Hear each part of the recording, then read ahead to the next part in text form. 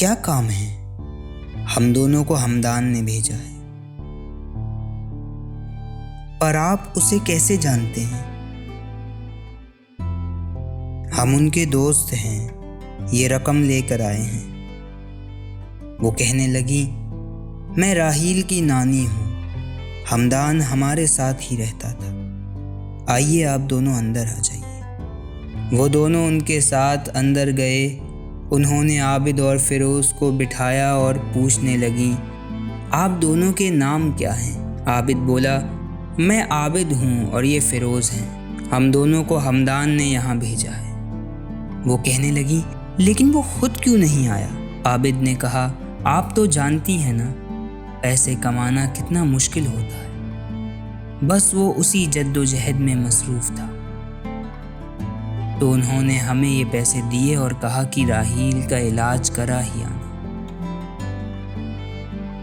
ویسے تو 1 ہفتے بعد وہ خود ہی آ رہے ہیں۔ وہ کہنے لگی، یہ تو بہت اچھی بات ہے، ویسے وہ کیا کام کرتا ہے؟ عابد تھوڑا رک کر بولا، بس ایک کاروبار ہے، میں تو ان کا ایک ملازم ہوں، اور فیروز بھی۔ فیروز کہنے لگا، ہاں ہم تو بس یہاں وہ کام کرنے آئے ہیں جو ہمیں مالک نے دیا تھا۔ وہ کہتی ہیں، مجھے یقین تھا کہ ہمدان کی محنت اسے ایک بڑا انسان ضرور بنائی۔ عابد نے کہا، راحیل کہاں ہے؟ وہ بولی، بیٹا وہ تو بس اپنے باپ کے انتظار میں باہر باغیچے میں بیٹھی رہتی ہے، نہ کچھ کھاتی ہے نہ کچھ پیتی، بس دن رات اس سے ملنے کی ضد کرتی ہے۔ 12 سال کی تھی جب اس کی ماں اس دنیا کو خیر آباد کہہ گئی، تب سے ہمدان نے ہی اس کا خیال رکھا ہے۔ آج جب وہ یہ سنے گی تو بہت خوش ہوگی۔ عابد نے پوچھا، کیا میں اس سے ایک بار مل سکتا ہوں؟ وہ کہنے لگی، ہاں ضرور، اس پیچھے والے دروازے کے پاس ہی ہے باغیچہ، جاؤ جا کر مل آؤ اس سے۔ باغ میں بیٹھی ہوئی وہ ان پھولوں کی خوشبو کو محسوس کر رہی ہوتی ہے۔ وہ کہتی ہے، تمہاری خوشبو وہی ہے جو مجھے میری ماں سے آتی ہے، تم یقیناً گلاب ہوگے۔ پتہ نہیں میں تمہیں کب دیکھ پاؤں گی، مجھے بتایا گیا تھا کہ تمہارے بہت سے رنگ ہوتے ہیں، لیکن مجھے ایک بھی نہ دیکھنا میسر ہوا۔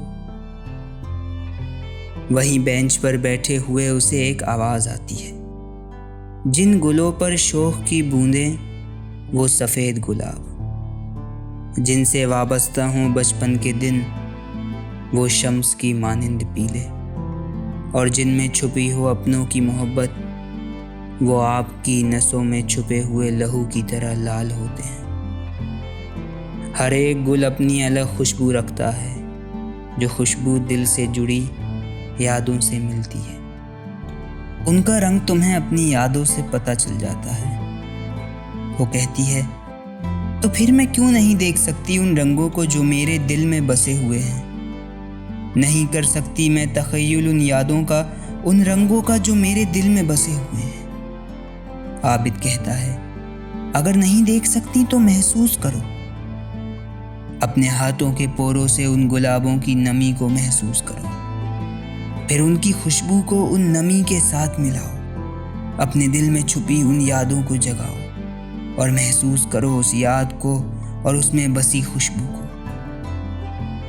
وہ اپنی آنکھوں کو بند کر کے ان حسین یادوں کو یاد کرتی ہے اور پھر دھیرے دھیرے اس گلاب کو چھوتی ہے۔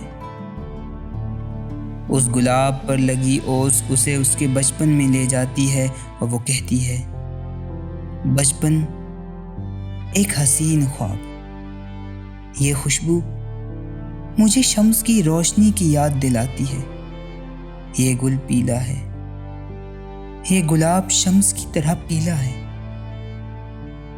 وہ خوش ہو جاتی ہے اور مسکرا اٹھتی ہے۔ وہ کہتی ہے، اے اجنبی تم کون ہو؟ عابد کہتا ہے، بس یہ سمجھ لو تمہارے تخیل کا کارساز ہوں، تمہارے دل میں چھپی ایک آواز ہوں۔ اگر تم مسافروں کو دکھلایا ہوا راستہ ہو تو میں اس پر چلنے والا ایک انسان ہوں، میں تمہارے باپ کی طرف سے بھیجا ہوا ایک سفیر ہوں، مجھے اپنا دوست ماننا چاہو، مجھے اپنا دوست مانو یا چاہنے والا، کوئی اعتراض نہیں مجھے، بس اسی طرح ہنستی رہنا اور کبھی کوئی گلہ نہ کرنا۔ میں اس راستے پر چلنا چاہ رہا تھا جہاں مجھے چلنے کو بتایا گیا تھا، لیکن میرے قدم کہیں اور ہی چل رہے تھے۔ میں نے اپنا راستہ تبدیل کر لیا۔ یہ سمت وادیوں سے دور ایک ندی کے پاس مجھے لے جا رہی تھی۔ اس ویرانے میں مجھے ایک بوڑھا دکھا، وہ بیٹھا ہوا پرندوں کے ساتھ باتیں کر رہا تھا۔ میں دبے پیر اس تک پہنچا۔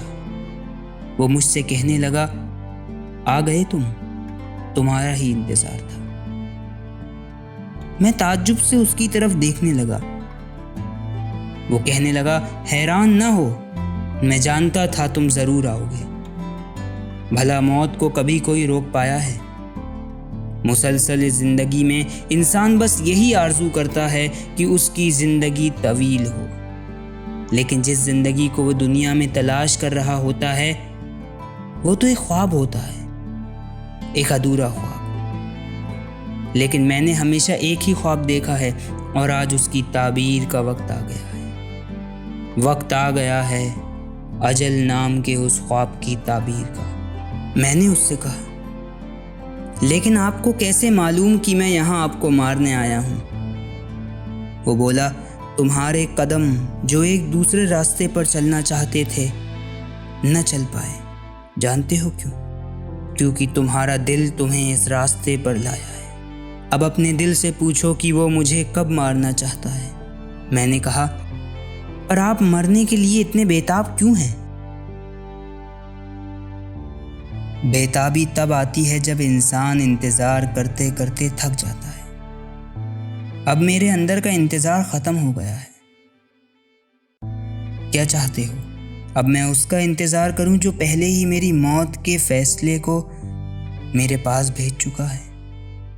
میں نے کہا، جس نے مجھے یہاں بھیجا ہے اس کا نام فرمان ہے۔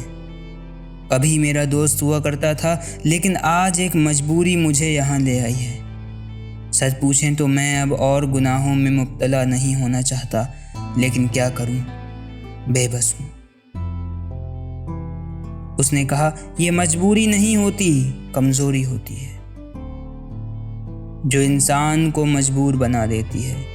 وہ انسان جس نے تمہیں یہاں بھیجا ہے کبھی میرا بھی کچھ ہوا کرتا تھا، لیکن اس نے غلط راہوں میں اپنا سب کچھ لٹا دیا۔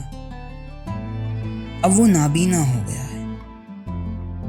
میں نے کہا، فرمان کیا لگتا تھا وہ آپ کا؟ اس نے کہا، میں اس کے باپ کا باپ ہوں۔ یہ کیسا دستور ہے، تم ہی بتاؤ؟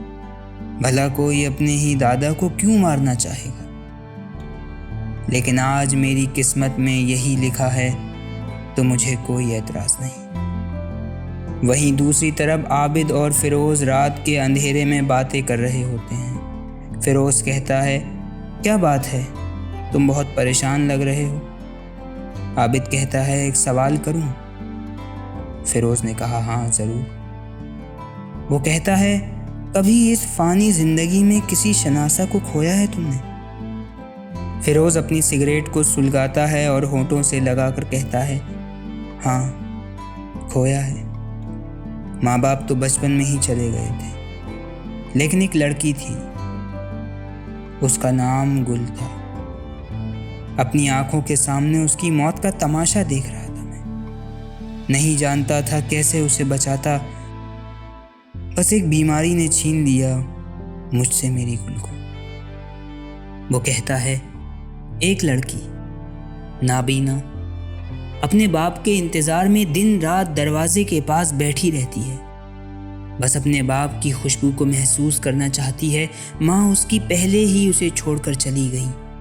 نانی اپنی زندگی کے کنارے پر آ کھڑی ہے اور اس کا باپ ایک اور گناہ کرنے گیا ہے۔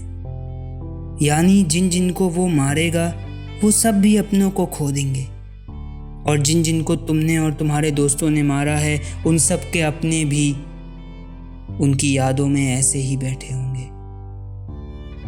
کیا یہ سوچ کر تمہیں درد نہیں ہوتا فیروز؟ آج پھر ایک خون بہایا جائے گا اور دھیرے دھیرے کر کے تم بھی ان سبھی گناہوں کے حصے دار بن جاؤ گے۔ کیا اسی لیے زندگی میں آئے تھے؟ ذرا سوچو میرے دوست، ذرا سوچو۔ باتوں ہی باتوں میں عابد ایک نظم دہراتا ہے: اجل بھی ہے حیرت میں یوں مبتلا سی، نہ جانے میں اس سے کہاں مل سکوں گا۔ میں اس کے خیالوں میں یوں در بدر ہوں، نہ جانے میں اس سے کہاں مل سکوں گا۔ بڑا در بدر ہے میرا آشیانہ، نہ اس در رہوں گا نہ اس در رہوں گا۔ کبھی وہ جو آئے میرے در پہ مڑ کر، میں ان کو دبے فرش سویا ملوں گا۔ اجل بھی ہے حیرت میں یوں مبتلا سی، نہ جانے میں اس سے کہاں مل سکوں گا۔